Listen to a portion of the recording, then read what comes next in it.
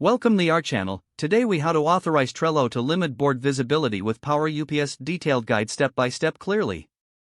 To begin, log into your Trello account using your preferred web browser. Once logged in, navigate to the board that you wish to limit visibility for. In the top right corner of the board, locate the Show Menu button and click on it to expand the menu. Within the menu, scroll down and select Power UPS.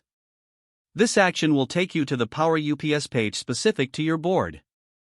Here, you will find a list of available Power UPS. Use the search bar or scroll to locate a power-up that provides visibility control options. Commonly used Power UPS for this purpose include board visibility or custom fields. After selecting the desired power-up, click that Add button to enable it on your board. Once the power-up is activated, you may need to grant the required. Follow any on-screen prompts to complete the authorization process. After authorization, return to your board and access the power-up settings. Configure the visibility settings according to your preferences.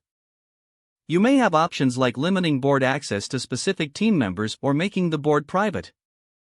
Once you've set the visibility requirements, save your changes. Remember to review the settings periodically to ensure they align with your current project needs. After completing these steps, your Trello board will now have limited visibility based on the configurations you selected. Congratulations, you have successfully authorized Trello to limit board visibility with Power UPS. If the page does not load, refresh the browser or try again in a private or incognito window. Make sure you are using the correct email address, then retype it carefully to avoid small typos. If your password is not accepted, use the reset option and create a new strong password you can remember. Check your spam folder for verification or security emails, then complete any requested confirmation steps. Enable two-factor authentication if available to improve account security and reduce unauthorized access risk. After signing in, review your profile details so your contact information and settings are accurate and current. If you see an error message, note it down and try again after restarting your device and internet connection. Log out when you finish, especially on shared devices, to keep your account and payment information secure.